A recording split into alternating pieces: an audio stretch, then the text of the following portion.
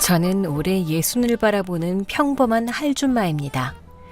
아줌마라 하기엔 나이가 좀 있고 그렇다고 할머니라 부르기엔 이른 나이라서 요즘은 저 같은 사람을 그렇게 부르더라고요. 나이에 비해 건강한 편이고요.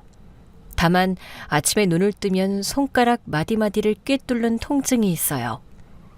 뻣뻣하게 굳어버린 관절을 한참 주무르고 나서야 겨우 주먹을 쥘 수 있죠. 살림하랴 일하랴 손이 닳도록 손가락을 혹사시키니 대한민국 어머님들 중에도 관절염 있는 분들이 많으시잖아요.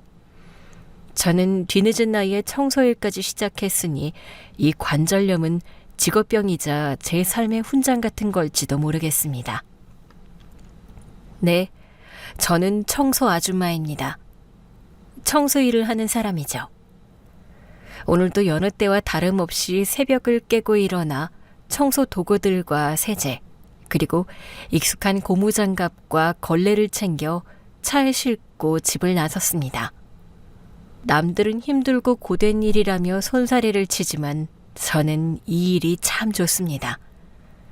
더러움으로 가득했던 공간이 제 손길을 거쳐 눈부시게 깨끗해지는 모습을 보면 보람도 있고 몸은 힘들어도 마음은 개운하거든요. 솔직히 말해서 이 일하면서 별별 사람 다 만나봤어요. 청소한다고 사람을 아래로 보는 사람도 있고 고맙다며 따뜻한 말 한마디 해주는 사람도 있거든요. 그래도 저는 다 똑같이 대합니다. 남의 집이든 내 집이든 깨끗해야 속이 시원하거든요. 사람 일이라는 게 참 묘하죠. 제가 이런 일을 하게 될 줄은 꿈에도 몰랐거든요. 하지만 살다 보면 원하든 원치 않든 인생을 새로 시작해야 할 때가 오잖아요. 그게 제겐 청소였어요. 오늘도 대청소 의뢰가 들어온 아파트로 향했습니다.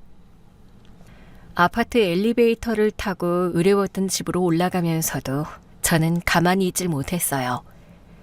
거울을 닦고 버튼도 닦고 손잡이까지 반질반질하게 닦았죠.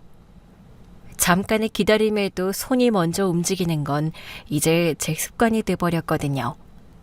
그렇게 거울을 닦다 문득 고개를 들었는데 거울 속엔 늙고 추레한 아줌마가 서 있더군요.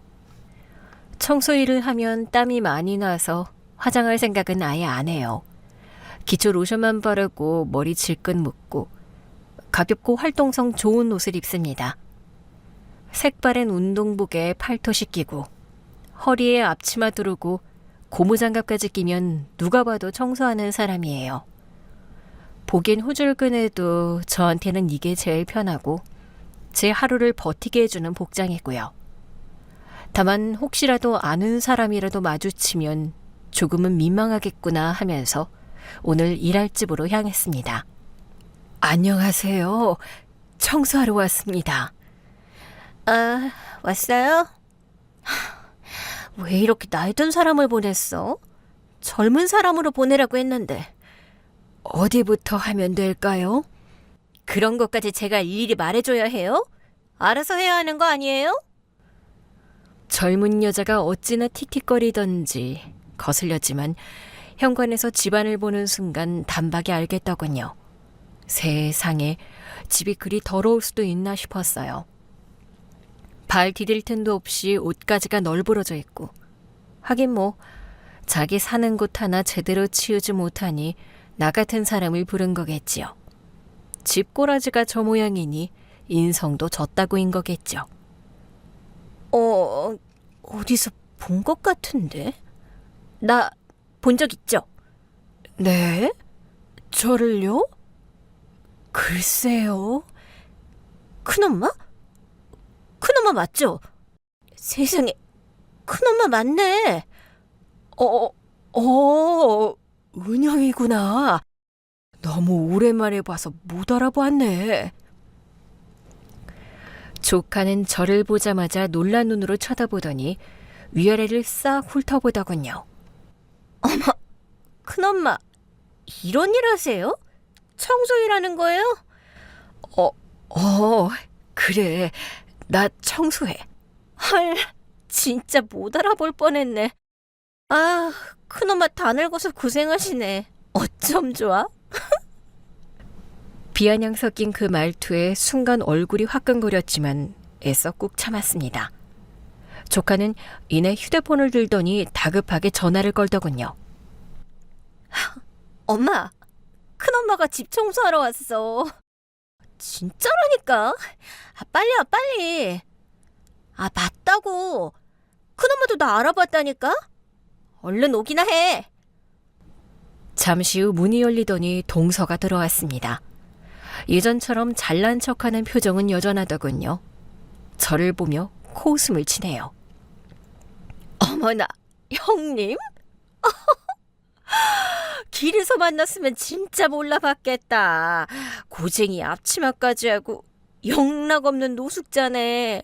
형님, 그동안 이러고 살았던 거예요?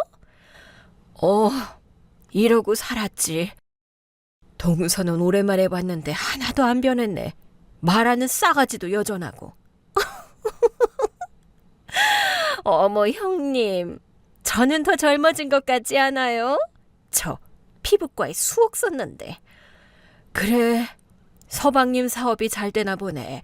돈 걱정 없이 펑펑 잘 쓰고 사는 것 같아서 다행이다. 우리가 형님처럼 쫄딱 망해서 빈털털이라도 되길 바랐어요? 표정 보니 그런가 보네. 형님, 사람이 마음을 곱게 써야지. 자기 망했다고 남의 집까지 망하길 바라니까 형님이 지금 이따위 거지 같은 꼴로 사는 거라고요. 대체 누가 누구에게 심보를 운운하는 건지 당장 청소고 뭐고 다 집어던지고 뛰쳐나오고 싶었지만 일은 일이기에 감정을 꾹 누르고 묵묵히 청소를 시작했습니다. 하기사 동서라는 사람 살림엔 영광이고 자기 몸치장에만 신경 쓰는 사람이에요. 그 엄마의 그 딸이라고 조카도 매한가지더군요. TV 속에서 보던 쓰레기가 가득 쌓인 집들 있잖아요. 그 정도까진 아니었지만 더럽다는 표현이 딱 맞을 수준이었습니다. 큰엄마, 우리가 남도 아니고 특별히 더 신경 써서 해줘야 하는 거 알죠? 그냥 대충 닦는 신용만 하다 가는 사람들도 많더라고요. 걱정 마. 나는 돈 받은 만큼 일은 확실하게 하는 사람이니까. 듣던 중 반가운 소리네요. 큰엄마, 혹시라도 대충 하다간 내가 업체에 전화해서 가만 안 있을 거니까 확실하게 하세요. 저는 마스크를 쓰고 발 디딜 틈 없이 바닥에 굴러다니는 쓰레기 더미부터 묵묵히 주워당기 시작했습니다. 옷가지들은 분류해서 개고 온갖 곳에 방치된 컵과 접시들은 조용히 주방으로 옮겼죠. 그렇게 저는 차근차근 제 일을 해나갔지만 정작 모녀는 나갈 생각도 없이 거실 한켠에 버티고 앉아 제가 마치 우스꽝스러운 구경거리라도 되는 양 쉴 새 없이 저를 향해 수근거리며 비아냥댔습니다. 엄마, 이래서 사람 일 모른다는 건가 봐. 잘 나가던 큰엄마가 이렇게 남의 집 변기 닦는 신세가 될 줄 누가 상상이나 했겠어? 인생 참 드라마틱하다. 그러게 말이다. 팔자는 못 속이는 법이지. 잠깐 반짝했다고 그게 자기 팔자인 줄 알면 안 되는 거야. 타고난 복이 없으면 제자리로 돌아오는 거거든. 남의 집 더러운 바닥이나 닦는 게 원래 형님 팔자였던 거지. 사촌 시누이들한테도 얼른 알려야겠다. 원래도 남의 상처 끄집어내서 소금 뿌리는 고약한 심보를 가진 인간들이니 오늘 절 만난 게 아주 신이 났을 겁니다. 제가 이렇게 비참한 꼴로 나타났으니 동네방네 침 튀기며 제 얘기를 퍼뜨리고 다니겠죠. 하지만 저는 재수없는 모녀 따위 더 이상 신경 쓰지 않기로 했습니다. 우선 청소 전 현장의 모습을 빠짐없이 사진으로 남겼습니다. 이런 일은 혹여라도 나중에 뭐가 없어졌다, 훔쳐갔다 이러는 경우도 있거든요. 그래서 구석구석을 찍고 또 찍었습니다. 청소가 끝난 후에도 사진을 찍어서 얼마나 확실하게 했는지도 기록으로 남겨놓습니다. 이 집은 정말 역대급이네요. 고양이를 키우는데 바닥은 고양이 모래가 마치 자갈밭처럼 서걱서걱 밟히죠. 고양이 배설물 냄새는 또 어떻고요. 벽지며 방문이며 죄다 고양이 발톱 자국으로 너덜너덜. 성한 곳 하나 없고 집안에서 줄담배를 피웠는지 방방마다 벽지가 누렇게 찌들었더군요. 바닥에는 음식물 자국이 눌어붙어 시멘트처럼 굳어 있었고 걸레질로는 도무지 닦이지 않아 소를 3개 눌러 문질러야 했습니다. 온몸에 체중을 실어 때를 벗겨내려니 소나기에 핏줄이 붉어지더군요. 형님, 이렇게 하루 종일 청소하고 얼마 벌어요? 은영아, 너 청소비 얼마 줬어? 20만 원인데 예약할 때 이미 결제 끝냈어. 아마 큰엄마는 거기서 수수료 떼고 15만 원이나 받으실래나? 아이고, 형님 진짜 대단하시다. 꼴랑 15만 원 받자고 고생을 한 바가지 하시네. 어차피 은영이가 청소비는 다 냈다고 하니까 제가 그럼 팁 좀 챙겨드릴게. 동서는 번쩍이는 명품 지갑을 아주 천천히 과장되게 열더군요. 지폐를 꺼내 제 손에 쥐어주는 대신 바닥에 차르르륵 돈을 뿌려버렸습니다. 어머, 손에 힘이 풀려서 돈이 바닥에 떨어졌네. 형님, 그거 팁이니까 받아요. 괜한 자존심 부리지 말고 얼른 주어요. 우리가 가족인데 이렇게 그냥 빈손으로 보내는 건 예의가 아니잖아요. 됐어. 이런 거 안 줘도 돼. 형님 여전하시네. 쥐뿔도 없으면서 자존심 세우는 거 그거. 보기 흉해요. 한 푼이 아쉬울 텐데 팁으로 10만 원 받으면 완전 땡 잡는 거잖아요. 됐다니까. 안 받는다고 했잖아.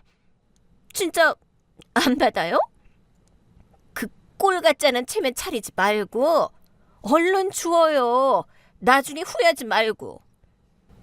제 손바닥이 당장이라도 그 천박한 동서의 뺨에 날아가 박힐 것만 같았습니다. 치솟는 분노에 손이 파르르 떨렸지만 그 엿 같은 순간에도 제 머릿속엔 고객이라는 2글자가 맴돌더군요. 이 인간은 뻔하거든요. 제가 조금이라도 자기 신기를 거스르거나 자기 말대로 안 하면 틀림없이 업체에 전화해서 청소가 덜 됐네, 청소 아줌마가 일을 제대로 못하네, 난리를 칠 겁니다. 그래서 저는 억장이 무너졌지만 기어이 몸을 숙여 바닥에 흩뿌려진 10,000원짜리 10장을 하나하나 마치 제 부서진 자존심 조각을 줍듯 주워 담았습니다. 그리고는 이를 악물고 속으로 다짐했죠. 두고 봐라. 조만간 이 집에서 쫓겨나게 해줄 테니까. 동서에게 그런 치욕을 당하면서도 아무 말 못한 데는 이유가 있었습니다. 사실 저는 한때 잘 나가던 여자였어요. 돈도 많았고 사람들도 제 눈치를 봤죠. 그땐 세상이 제 발밑에 있는 줄 알았습니다. 근데 사람 일 진짜 한 치 앞도 모르는 거더라고요. 믿었던 사람에게 사기를 당하면서 그 많던 재산이 하루아침에 모래처럼 흩어졌습니다. 통장 잔고는 0원이 되고 집도 땅도 다 넘어갔죠. 그래도 빚이 안 남은 걸 다행이라 해야 할까요? 늦은 나이에 가진 거 다 잃고 나니 눈앞이 캄캄하더군요. 제가 쫄딱 망했을 때 그때 동서가 저한테 어떻게 했는지도 똑똑히 기억하고 있습니다. 그날이 제 인생에서 가장 서럽던 날이었죠. 어머, 형님 아니세요? 오늘 모임에 안 나오실 줄 알았는데 형님 진짜 대단하시네. 어머님 생신인데 당연히 와야지. 세상에, 그 꼴로? 나 같으면 그렇게 쫄딱 망했으면 창피해서라도 못 와요.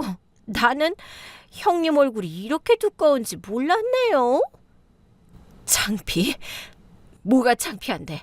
나 다시 일어설 거야. 어머, 형님 나이가 몇인데 그 나이에 어떻게 새로 시작해요? 누가 그래? 나이 들어서 재기하는 사람들도 많아. 형님은 이럴 때 보면 너무 순진하신 것 같아. 인생 말년에 자빠지면 못 일어나는 거예요. 젊어서 실패해야 재기할 수나 있지. 동서는 내가 이대로 주저앉으면 좋겠어? 말을 좀 가려서 해. 내가 뭐 틀린 말 했어요? 아니, 그렇잖아요. 지금 형님네 사업 망하고 집도 넘어간다고 하던데 설마 어머님 생신에 돈 빌리러 오신 건 아니죠? 동서한테 돈 빌려달라는 소리 안 할 테니까 걱정 붙들어 매. 뭐 빌려달라고 하셔도 형님한테 돈 빌려주면 못 받을 게 뻔한데 안 빌려드리죠. 친구라는 배에 같이 탔다가 나까지 빠져줄게요. 그때가 사기당한 바로 직후였어요. 사기꾼 잡으러 뛰어다니고 집 넘어가는 거 막아보겠다고 여기저기 발품 팔던 시기였죠. 몸도 마음도 너덜너덜했지만 어머님 생신이라 가족들이 다 모인다기에 어떻게든 작은 선물 하나 마련해서 찾아뵙는 길이었어요. 그때 제 손엔 초라한 선물 봉투 하나뿐이었지만 그게 제 형편에서 낼 수 있는 최선이었죠. 솔직히 말하면 제가 잘 나가던 시절엔 가족들 모임 밥값은 기본이고 어머님 병원비에 제 돈으로 온 가족 해외여행까지 보내줬어요. 아낌없이 줬죠. 근데 참 웃기죠.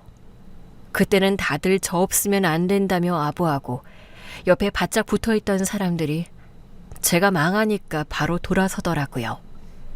눈 마주치는 것조차 피하고 인사도 안 하고 사람 취급조차 안 받는 기분. 그게 얼마나 서러운지. 진짜 그건 말로 다 못해요. 형님, 그래서 앞으로 뭐 먹고 살려고요? 가진 게 있어야 뭐 시작이라도 할 텐데. 걱정하지 말라니까. 내가 알아서 할게. 신경 써줘서 고마워. 어떻게 신경을 안 써요? 우리한테 피해 줄 수도 있는데. 나 때문에 피해받는 일 없을 테니까 염려 마. 형님, 어차피 형님 나이에 할 수 있는 일이 식당 주방일이나 간병인, 산후도우미 이런 거밖에 없을 텐데 형님처럼 꼿꼿한 양반이 그런 거 할 수 있겠어요? 아, 그래. 청소도우미. 그거 좋겠네. 사람 상대 안 하고 청소만 하면 되잖아요. 형님이 청소는 또 기가 막히게 잘하시잖아. 뭐? 청소? 깐족거리는 동서 입에서 흘러나온 그 청소라는 단어가 제 귀에 마치 운명처럼 콕 박혔습니다. 청소라. 곱씹을수록 묘한 울림이 있었죠. 사실 저는 예전부터 청소를 좋아했거든요.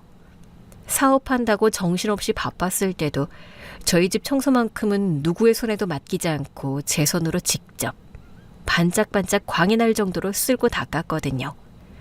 어쩌면 제가 청소라는 것에 남다른 소질을 가지고 있었을지도 모를 일이죠. 청소일은 자본금이 없어도 되잖아요. 필요한 건 오직 멀쩡한 두 팔과 튼튼한 다리, 그리고 깨끗하고자 하는 마음뿐이었죠.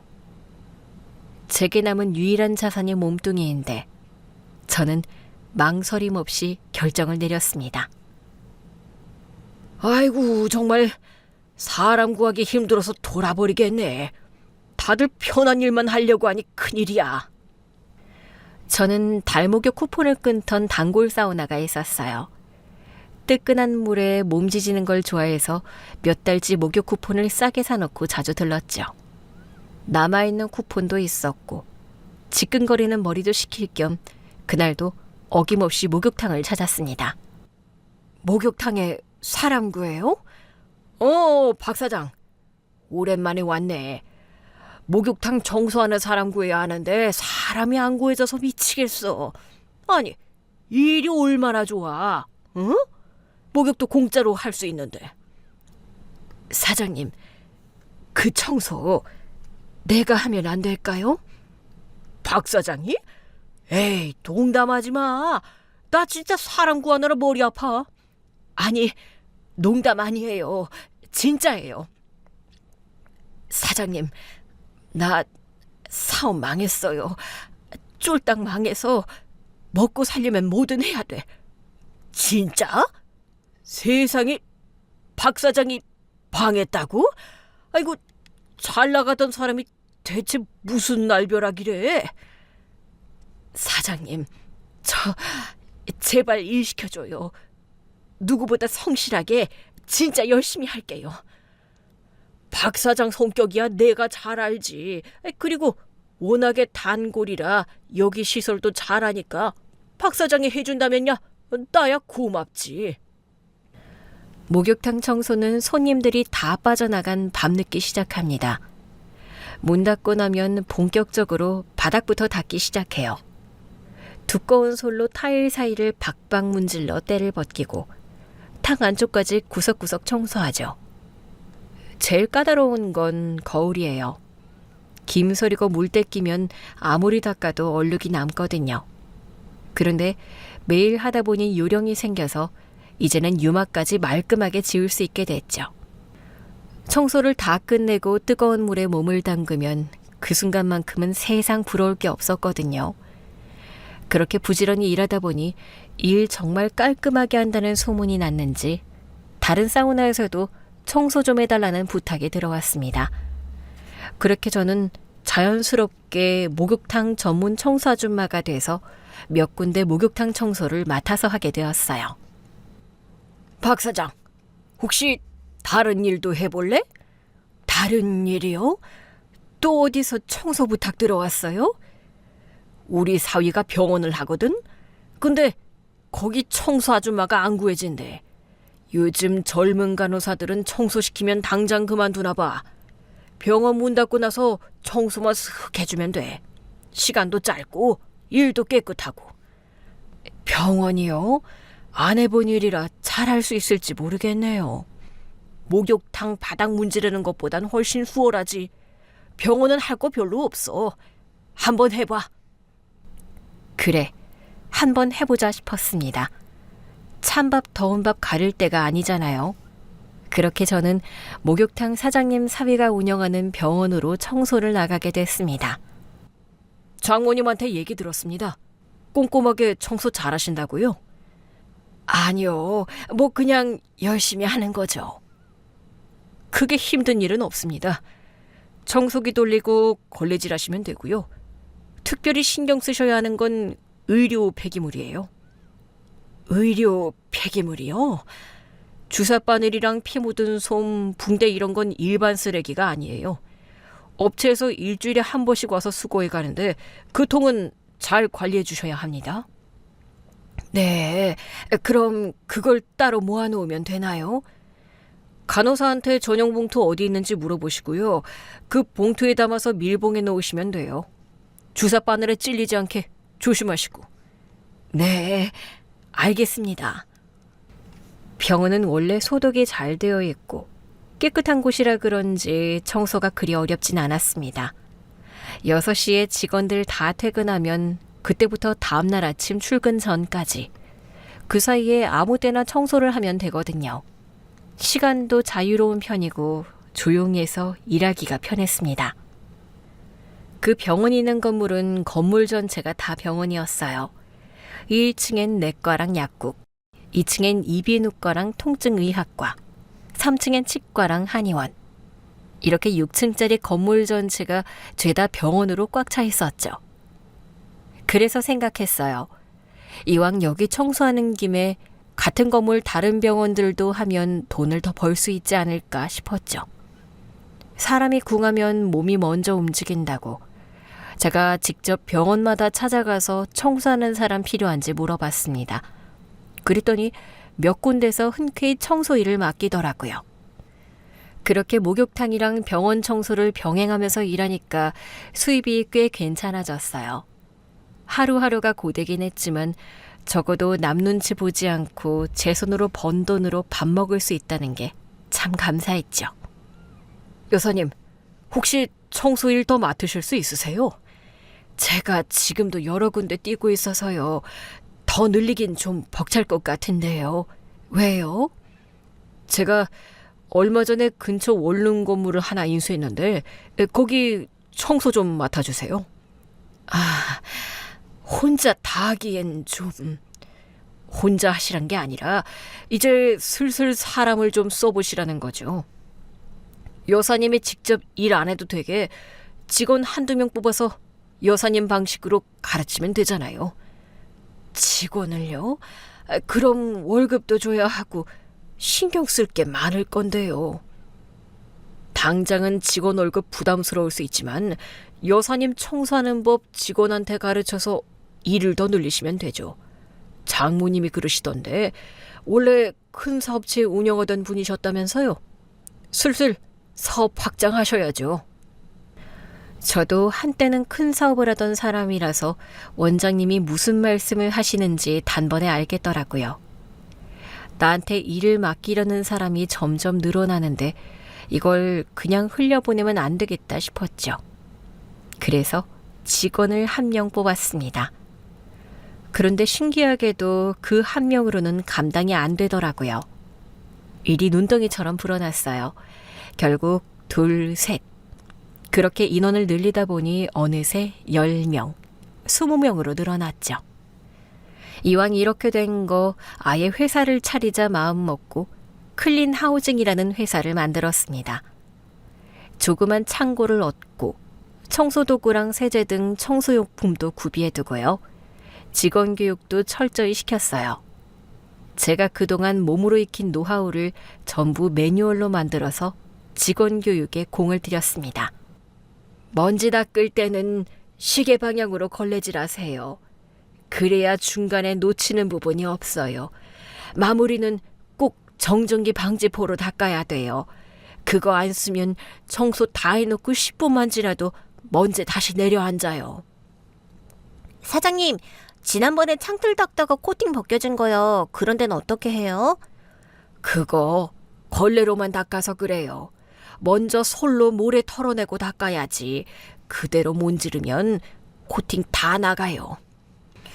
화장실 청소는 남은 물기 그거 싹 닦아야 해요? 손이 너무 많이 가요. 그걸 안 닦으면 얼룩 남아요. 물기 마르면서 석회 자국 생겨서 나중에 더 힘들어지니까 물기 꼭 닦아내셔야 합니다. 청소도 아무나 하는 게 아니네요. 다른 데보다 월급 더 많이 드리잖아요. 수고스럽겠지만 우리 클린하우징 이름 걸고 완벽하게 하자고요. 그동안 청소한 업체들, 청소 전후 사진을 들고 다니며 영업도 직접 뛰면서 신규 고객을 모았고요. 기존 고객들도 혹시라도 여기 좀 덜 됐어요 하고 불만을 말하면 그날 밤이라도 다시 가서 새벽까지 닦고 왔죠. 그랬더니 진짜 미친 듯이 여기저기서 연락이 오는 겁니다. 이젠 병원이나 목욕탕 같은 소규모가 아니라 아예 건물 청소를 맡게 됐어요. 단순히 청소만 한 게 아니라 건물 구석구석 보면서 작은 하자나 문제점을 건물주한테 알려드렸더니 관리까지 맡아달라고 하시더군요. 사장님, 청소하다 보니까 주차장 바닥 우레탄이 몇 군데 갈라졌더라고요. 제가 사진 보내놨으니까 그거 하자 보수하세요. 아니, 우레탄 시공한 지 얼마나 됐다고 벌써 갈라져. 참 사람들이 그지같이 하네. 돈은 돈대로 받아먹고 일은 대충 해버리니까 환장하겠네. 하자 보수하는 날 미리 알려주시면 제가 나가서 꼼꼼히 하는지 지켜볼게요. 아, 그러실래요? 나야 사장님이 그렇게 해주면 고맙지. 솔직히 관리할 때가 한두 군데가 아니라서 내가 다 챙길 수가 없거든. 걱정 마세요. 어차피 저희 청소하러 갈 때 봐드리면 되죠. 차라리 아예 청소 사장님이 하는 게 나을 것 같은데. 업체 알아보시고 공사 맡기고 마무리까지 하시죠. 견적서 보내면 내가 바로 결제할게요. 솔직히 믿을 사람이 없어서 그래요. 큰 빌딩이면 관리인이라도 둘 텐데 쬐깐한 꼬마 상가에 관리 일을 둘 수도 없고. 제가요? 저 이런 공사 몰라요. 공사를 하라는 게 아니라 그냥 사람 시켜서 잘 하는지만 봐달라는 거죠. 사장님 꼼꼼하니까 내가 부탁하는 거예요. 좀 도와줘요. 나 진짜 믿을 사람 사장님밖에 없어. 생각지도 못하게 이제는 건물 관리까지 맡게 됐습니다. 공용 화장실이 막히거나 어디 누수가 생기면 제가 기술자를 불러서 고치고 작업 전후 사진이랑 견적서를 건물주한테 보내서 정산해주는 구조였죠. 물론 저는 건물 관리 비용을 따로 받고요. 겨울엔 좀 힘들었어요. 한겨울 수도관이 얼어서 터지면 물이 폭포처럼 새는데 그럴 땐 새벽이고 밤이고 뛰쳐나가야 했거든요. 그렇게 자꾸 기술자 부른 일이 잦다 보니 문득 이런 생각이 들었습니다. 이럴 바엔 아예 기술자를 우리 직원으로 두는 게 낫겠다고요. 그래서 설비랑 전기기술자를 뽑았죠. 그렇게 인원이 하나둘 늘어나더니 이제는 직원 100명이 넘는 회사로 커졌습니다. 일도 꼼꼼하게 하고 AS도 빠르고 수리비 눈탱이 안 친다고 소문이 나니까 장기 계약을 맺는 고객이 늘고 신규 고객도 계속 들어왔습니다. 어느 날엔 아파트 입주 청소 의뢰가 들어왔는데 세상에 집이 어찌나 엉망이던지 저랑 직원 둘이서 하루 종일 매달려야 했습니다. 창틀부터 욕실 타일까지 곰팡이 싹 다 닦고 청소 끝낸 사진을 보내드렸더니 며칠 뒤에 사장님한테 전화가 왔어요. 사장님, 지난번 그 집 청소 너무 잘하셨더라. 집주인이 청소업체 좋은 데 소개해줬다고 나한테 고맙다고 연락 왔어. 그래요? 다행이네요. 이번엔 304호 좀 청소해줘요. 304호요? 또 그 아파트예요? 예. 이번에도 월세 세입자 나가는데 아우 집이 아주 쓰레기장이야. 냄새도 장난 아니고. 냄새 제거 좀 신경 써주세요. 알겠어요. 지난번처럼 말끔하게 해드릴게요. 이번 집주인이 지난번 그 집 주인이야. 이 아파트 한 동이 전부 그 회장님 거거든. 앞으로는 자기네 아파트 청소는 사장님네 업체에 맡기라고 신신당부를 하시네. 정말요? 그럼 일이 계속 있겠네요. 감사해요, 사장님. 아니, 내가 오히려 고맙지. 집주인한테 좋은 업체 소개해줘야 나도 욕 안 먹잖아. 믿고 맡겨주셨는데 열심히 할게요. 사장님, 진짜 땡 잡은 거야. 여긴 세입자 들고 나는 게 많아서 앞으로 일이 쏟아질 거야. 중심가 한복판에 있는 아파트였는데 여기 일은 빈집 청소라서 훨씬 수월했어요. 세입자들이 나간 뒤 청소하고 새로 들어오는 사람 맞을 준비만 해두면 됐으니까요. 살림살이도 없고 사람 눈치 볼 일도 없어서 일하기가 참 편했죠. 게다가 세입자 교체가 잦으니 일이 꾸준했어요. 힘도 덜 들고 스트레스도 없고 수입도 안정적이라 효자일감이 따로 없었죠. 이런 일만 계속 들어오면 얼마나 좋을까 싶을 정도였습니다. 그 아파트 청소 일을 꾸준히 맡아오던 어느 날이었어요. 계약 문제로 집주인이라는 분이 직접 현장에 들르셨더라고요. 새로 세입자 계약을 하러 오신 김에 겸사겸사 저희 청소하는 모습을 한번 보고 가신다고요. 처음 뵙는 분이었는데 정갈한 양복 차림에 지긋한 노신사셨습니다. 말투도 점잖고 눈빛이 따뜻해서 첫인상부터 참 인상 깊었어요. 클린하우징 박 사장 맞지요? 아, 안녕하세요. 사장은요, 그냥 청소하는 아줌마죠. 전에 다른 청소업체 쓸 땐 세입자들이 불만이 많았거든요. 근데 박 사장님한테 맡기고 나선 단 한 번도 불평이 없어요. 깨끗하다고 칭찬이 자자하던데. 아휴, 다행이네요. 부동산 사장한테 얘기 들었는데 이 근처 건물 하자보수 관리까지 한다면서요. 네, 어쩌다 보니까 그렇게 됐네요. 사장님은 앞으로 크게 성공하시겠어. 네? 아유, 저 크게 망했던 사람이에요. 성공은요. 안 망하면 다행인데요. 사장이 이렇게 고무장갑 끼고 직접 일하는 것만 봐도 이 회사는 무조건 성공하게 돼 있지. 조만간 다시 봅시다. 박 사장, 수고해요. 며칠 뒤 뜻밖에도 그 노신사에게서 전화가 걸려왔습니다. 박 사장, 나 기억하죠? 네, 회장님. 기억하죠. 내 사무실이 요 근처인데 언제 시간 날 때 들러요. 얼굴 보고 할 얘기가 있어. 저한테 다른 곳 청소 일을 맡기시려고 부르시는구나 했죠. 박 사장, 내가 조만간 사업을 다 정리하려고 해요. 내가 나이가 아주 많거든. 에이, 무슨 말씀을요. 회장님, 아직도 정정하신데요?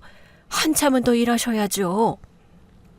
내일 죽어도 이상하지 않을 나이인데 미리미리 정리해야지. 아유, 무슨 그런 말씀을 하세요. 그래서 말인데 박 사장, 지금 박 사장의 청소해주는 그 아파트 있죠? 네. 그거 박 사장이 가져가요. 예? 가져가요? 무슨 말씀이신지. 그 아파트를 박 사장한테 넘겨주겠다고. 네? 그걸 저한테요? 아유, 회장님, 저 돈 없어요. 아니, 누가 거저 준대요? 나도 사업가인데. 박 사장, 부동산 법인 하나 만들어요. 법인을요? 내가 그 아파트 담보 잡고 넘겨줄 테니까 거기서 나오는 월세로 갚아가요. 천천히. 급할 거 없어. 정말 그렇게 해도 돼요? 왜 안 됩니까? 세입자한테 월세 받아서 나한테 갚으면 되지. 시세보다 훨씬 싸게 넘길 테니까 겁먹을 것 하나도 없어요. 그래도 부담돼요. 제가 감당할 수 있을지. 박 사장, 내가 괜히 이런 말을 하는 줄 알아요? 내가 보아하니 박 사장은 일 한 번 허투루 하는 사람이 아니더구먼. 그런 사람한테 넘겨주면 내가 마음이 놓여요. 이렇게 좋은 조건으로 진짜요? 아파트 값을 할부로 갚으라는 거잖아요.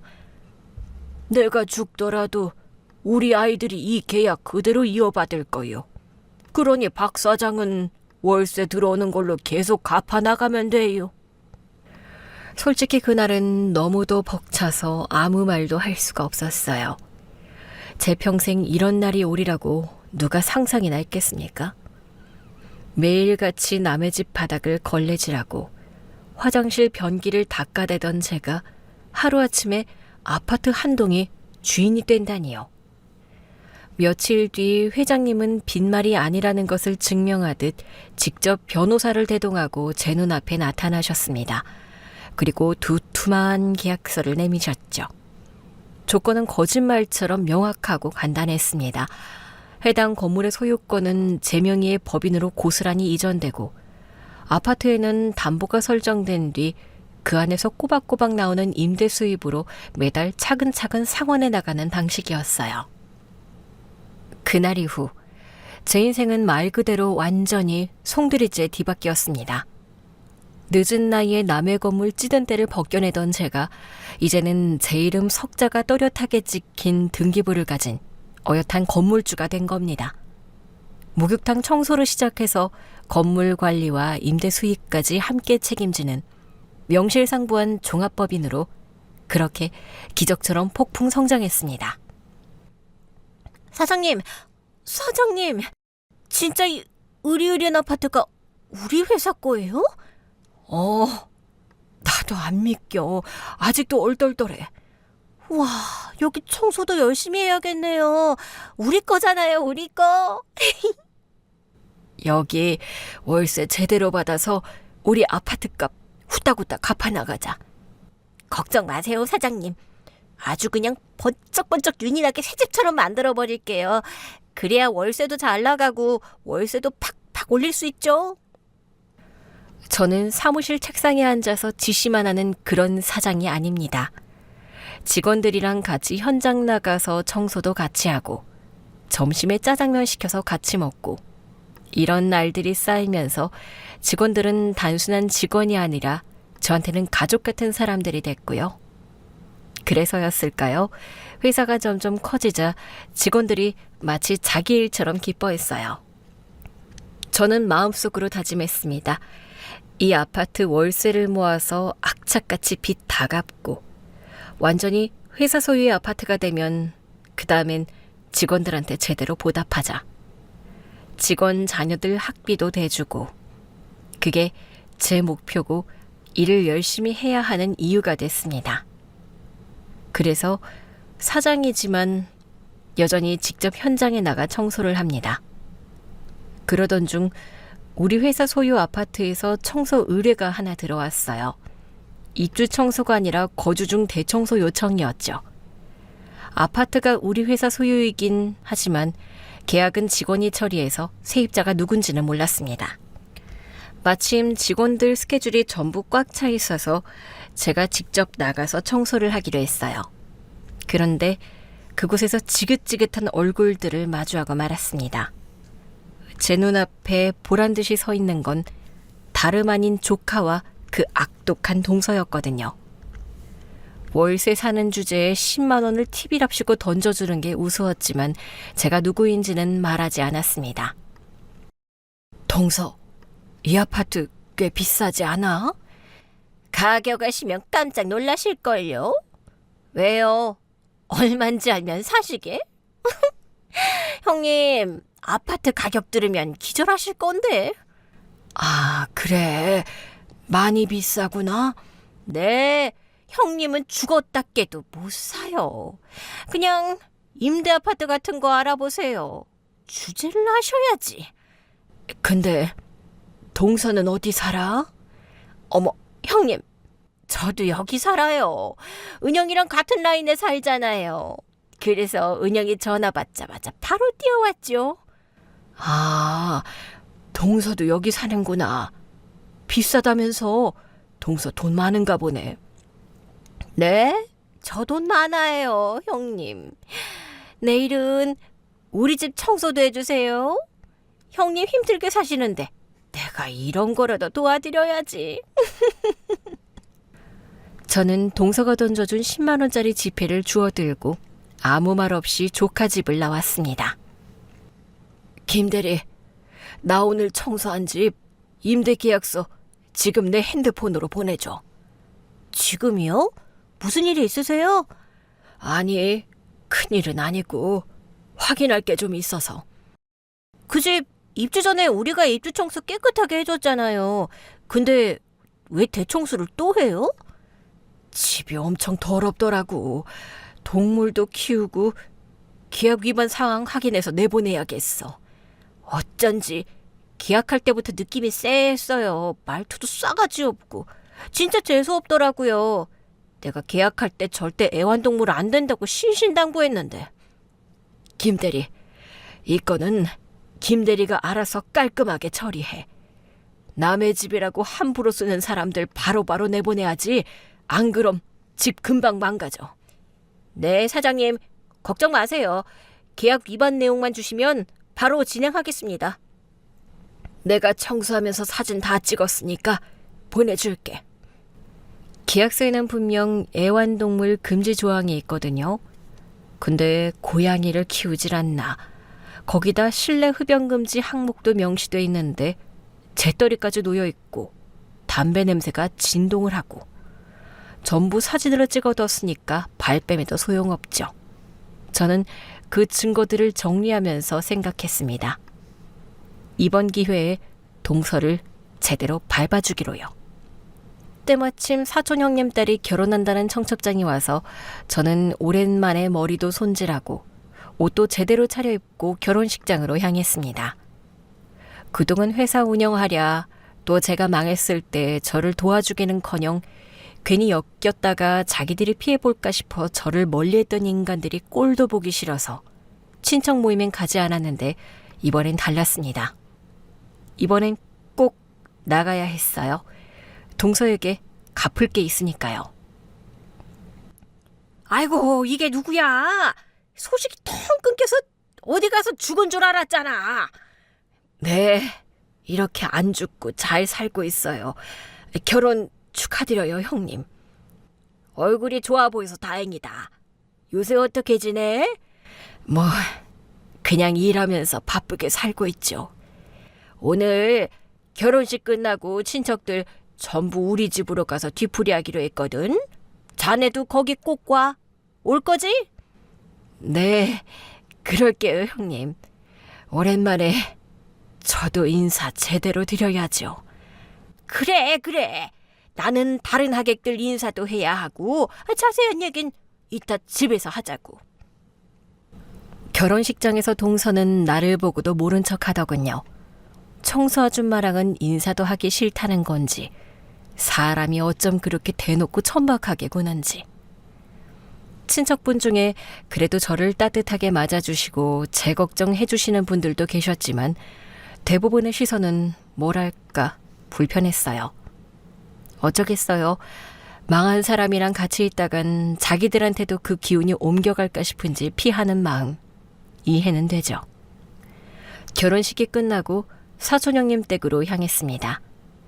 이미 도착한 친척들로 거식은 북적였고 다들 오랜만에 만났다는 반가움에 웃고 떠드는 소리가 가득했죠. 저는 조용히 인사를 드리고 자리를 잡았습니다. 그래, 요새 어떻게 지내고 있어? 다 들어먹었단 소리는 들었는데 그 뒤로 통 얼굴을 못 보니 어떻게 사는지 물어보기도 그랬어. 근데 은영이 엄마가 자네 청소한다고 그러던데 사실이야? 아, 동서한테 들으셨어요? 네, 저 요새 청소해요. 아이고, 이 사람 나이가 적지도 않은데 그 힘든 일 하느라 아이고 고생이 많네. 쫄딱 망하고 나서 할 수 있는 게 뭐 있나요? 어디 취직할 수도 없는 나이고. 그래, 청소 일은 어때? 많이 힘들지?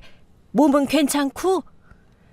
네, 제가 청소 일이 잘 맞는지 생각보다 힘들진 않네요. 가정집에 밧줄 다니는 거야? 벌이는 괜찮고? 뭐 그럭저럭 벌어요. 가정집만 하는 건 아니고 건물도 청소하고 병원도 하고 가리지 않고 다 해요. 건물 청소도 해? 그거 새벽에 나가서 하는 것 같던데. 고생하네. 내가 이따 갈 때 고기랑 좀 싸줄 테니까 가져가.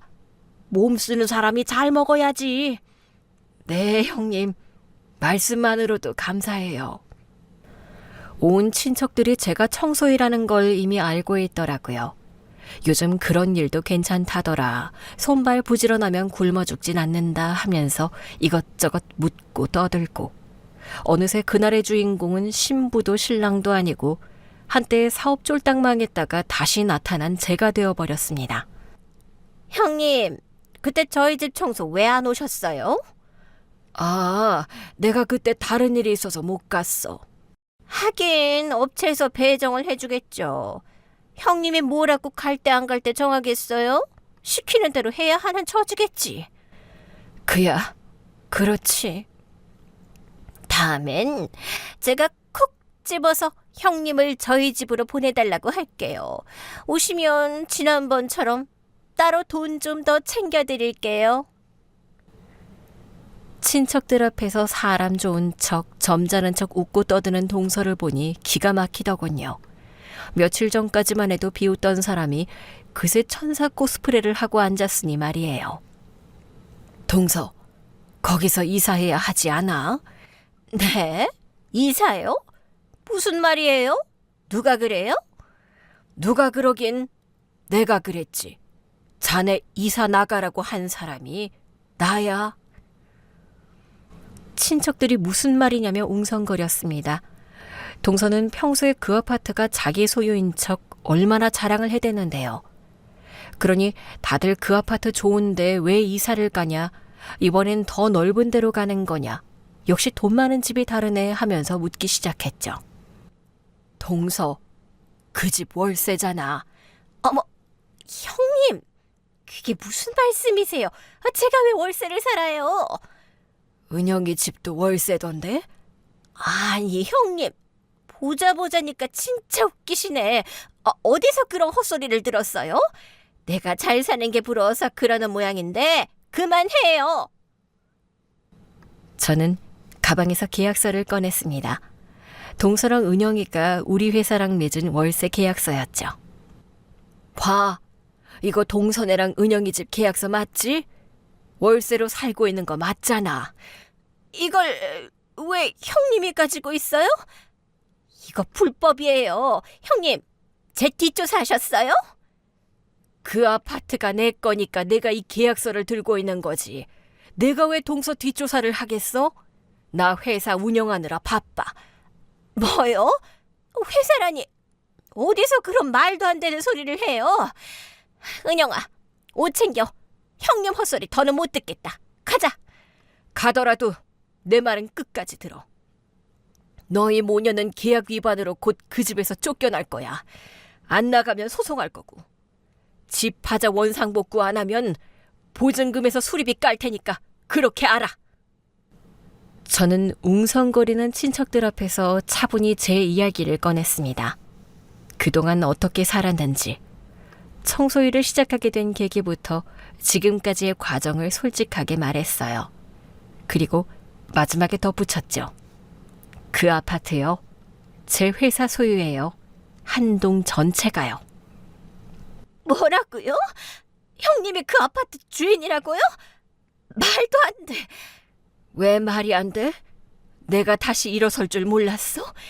형님이 주인이면 우리 계속 살게 해줘야죠. 쫓아내는 게 그게 사람이에요? 가족끼리? 난 형제끼리 더한 대접도 받았는데 내가 망했을 때 동서가 나한테 어떻게 했는지 생각 안 나?